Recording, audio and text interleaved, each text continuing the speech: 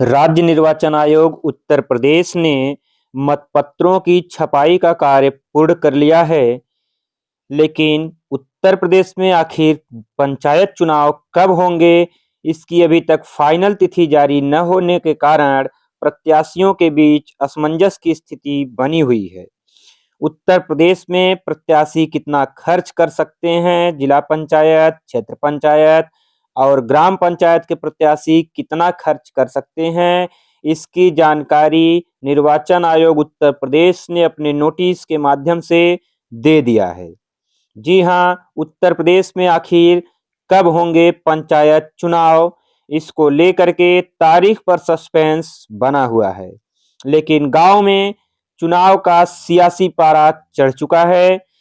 इसी बीच निर्वाचन आयोग ने यह भी तय कर दिया है कि वास्तव में ग्राम पंचायत के प्रत्याशी या फिर क्षेत्र पंचायत और जिला पंचायत के प्रत्याशी कितना चुनावी खर्च कर सकते हैं। यूपी पंचायत इलेक्शन न्यूज 2026 से जुड़ी एक नई जानकारी निकल करके सामने आ रही है। यूपी पंचायत चुनाव की तारीख सरकारी फाइलों में अभी अटकी हुई है, लेकिन गांव में चुनावी सरगर्मी चरम पर है। आरक्षण की प्रक्रिया अभी तक शुरू नहीं हो पाई है, इसलिए आरक्षण प्रक्रिया शुरू न होने से 2026 के चुनाव को लेकर के अभी तक कोई आधिकारिक घोषणा नहीं हो पाई है।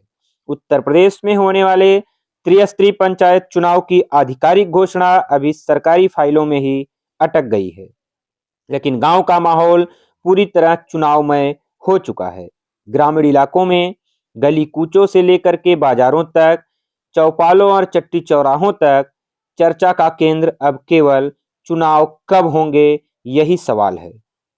आम बातचीत में भी लोगों के मुद्दे अब विकास, जाति समीकरण, पिछले कार्यों का मूल्यांकन और संभावित प्रत्याशियों की रणनीति पर टिके हुए हैं। लेकिन अभी तक चुनाव आयोग ने कोई चुनाव की तारीख को लेकर के स्पष्ट आदेश जारी नहीं किया है, जिसको लेकर के लोगों के बीच में अभी भी सामंजस्य स्थापित नहीं हो पा रहा है और प्रत्याशी बार बार बैक डोर पर आ रहे हैं, बैक फुट पर आते हुए दिखाई दे रहे हैं। क्या है पूरी बात, आपको बताते हैं। जानकारी के अनुसार चुनावी तारीख न घोषित होने के बावजूद संभावित उम्मीदवारों की सक्रियता पिछले कई हफ्तों से अब ज्यादा बढ़ी हुई दिखाई दे रही है। गांव में चाहे सामाजिक कार्यक्रम हो या चौपाल पर बैठकें हों, प्रत्याशी हर जगह दिखाई दे रहे हैं। यहां तक कि प्रत्याशी डोर टू डोर जनसंपर्क भी तेज कर चुके हैं, लेकिन अभी तक उत्तर प्रदेश में आरक्षण की प्रक्रिया शुरू भी नहीं हो पाई है। पंचायती राज विभाग के मंत्री ओम प्रकाश राजभर ने हालिया बयान में कहा है कि पिछड़ा वर्ग आयोग के जो गठन का प्रस्ताव शासन को भेजा गया है, उसे जल्द ही पारित करा लिया जाएगा और आरक्षण की प्रक्रिया बहुत जल्द शुरू हो जाएगी। आरक्षण प्रक्रिया अभी तक शुरू नहीं हो पाई है, इसलिए तय समय पर चुनाव होना भी मुश्किल दिखाई दे रहा है। दरअसल प्रदेश में पंचायत चुनाव सामान्य नियमों के अनुसार अप्रैल और मई 2026 के बीच संपन्न कराए जाने हैं, लेकिन अभी तक सीटों के आरक्षण की प्रक्रिया भी शुरू नहीं हो पाई है और बहुत ही कम समय बचा हुआ है। बात करते हैं कि प्रत्याशी कितना खर्च कर सकते हैं, तो उसके लिए भी नियम जारी हो गया है। आपको बता दें कि पंचायती राज विभाग के नियमानुसार चुनाव खर्च की सीमा पद के हिसाब से अलग-अलग तय की जाती है, लेकिन जब तक आरक्षण की प्रक्रिया नहीं पूरी हो जाती है, तब तक प्रत्याशी किसी भी प्रकार के खर्च खराबे से बचना चाह रहे हैं। हर प्रत्याशी चाहता है कि वह कम से कम खर्च करे। इसी को लेकर के अभी प्रत्याशी पूरी तरीके से स्पष्ट रूप से मैदान में नहीं उतर पाए हैं। आपको बताते हैं कि कौन प्रत्याशी कितना खर्च कर सकता है। तो जो सदस्य ग्राम पंचायत के प्रत्याशी हैं, उनके लिए अधिकतम खर्च की सीमा 10,000 रुपए तय की गई है। जी हाँ, ग्राम पंचायत के चुनाव में सदस्य ग्राम पंचायत के जो प्रत्याशी होंगे, जिसे वार्ड सदस्य बोला जाता है, उनके लिए अधिकतम खर्च की सीमा 10,000 निर्धारित की गई है। ग्राम प्रधान की बात करें तो ग्राम प्रधान के प्रत्याशी को खर्च के लिए अधिकतम 1,25,000 रुपए की सीमा निर्धारित की गई है। वहीं बीडीसी अर्थात क्षेत्र पंचायत सदस्य पद हेतु 1,00,000 रुपए की अधिकतम सीमा तय की गई है, अर्थात क्षेत्र पंचायत का सदस्य प्रत्याशी 1,00,000 रुपए अधिकतम खर्च कर सकता है। सदस्य जिला पंचायत की बात करें तो इसके लिए 2,50,000 रुपए अधिकतम खर्च की सीमा निर्धारित की गई है। वहीं प्रमुख क्षेत्र पंचायत के लिए 3,50,000 रुपए की सीमा तय की गई है, जबकि जिला पंचायत अध्यक्ष पद के प्रत्याशियों की खर्च सीमा 7,00,000 रुपए निर्धारित की गई है। लेकिन वास्तव में अगर देखा जाए तो यह सिर्फ एक सीमा है और इसे हम लोग अपनी भाषा में न्यूनतम सीमा कह सकते हैं, जबकि चुनाव आयोग के हिसाब से यह अधिकतम सीमा है, क्योंकि जो दिखाई गई बातें हैं उस हिसाब से प्रत्याशी और अधिक खर्च करते हैं। मुख्य रूप से अगर हम बात करें क्षेत्र पंचायत प्रमुख की और जिला पंचायत अध्यक्ष की, तो इसमें और अधिक पैसे खर्च होते हैं, क्योंकि यह चुनाव सिर्फ पैसों का खेल बनकर रह गया है।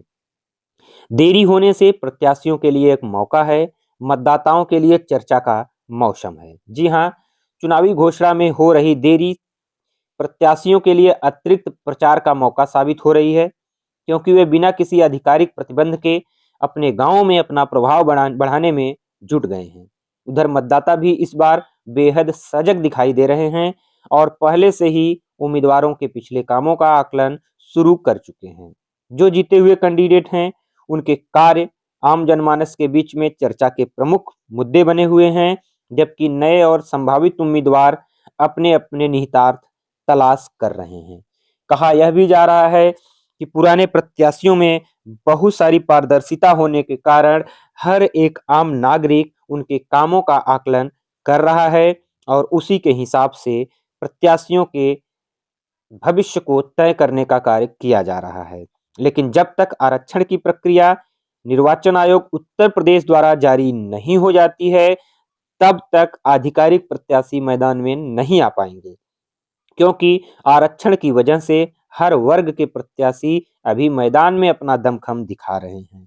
लेकिन जैसे ही आरक्षण की प्रक्रिया पूरी हो जाएगी, उस समय प्रत्याशी स्पष्ट हो जाएंगे। जिस वर्ग के लिए सीट आरक्षित होगी, उस वर्ग का कैंडिडेट और अधिक जोरों शोरों से अपना प्रचार प्रसार शुरू कर देगा। दरअसल आरक्षण की प्रक्रिया पूरी न होने के कारण हर वर्ग का कैंडिडेट चुनाव मैदान में उतर चुका है, चाहे वह महिला कैंडिडेट हो या अनरिजर्व कैटेगरी का कैंडिडेट हो या फिर रिजर्व कैटेगरी का कैंडिडेट हो। हर वर्ग का प्रत्याशी अपने स्तर से गांवों में प्रचार प्रसार शुरू कर चुका है, लेकिन अभी तक आरक्षण की प्रक्रिया पूरी नहीं हुई है। कोई भी सूचना अभी दिखाई नहीं दे रही है। इसलिए कयास लगाए जा रहे हैं कि 6 फरवरी जो मतदाता सूची के अंतिम प्रकाशन की तिथि निर्धारित की गई है, उसके बाद ही आरक्षण की प्रक्रिया शुरू हो पाएगी। उससे पहले पंचायत में कोई भी क्लियर नोटिफिकेशन जारी होने की संभावना नहीं दिखाई दे रही है। यदि इस हिसाब से कहा जाए तो अभी प्रत्याशियों को आरक्षण की प्रक्रिया के लिए और अधिक इंतजार करना पड़ेगा, क्योंकि अभी निर्वाचन आयोग उत्तर प्रदेश एसआईआर की प्रक्रिया में व्यस्त होने के कारण पंचायत चुनाव को लेकर के थोड़ा सा शांत माहौल बना हुआ है। लेकिन जैसे ही आरक्षण की प्रक्रिया आ जाएगी, प्रत्याशी अपने स्तर से प्रचार प्रसार में जुट जाएंगे। तो आज की वीडियो के लिए बस इतना ही, मिलेंगे अगली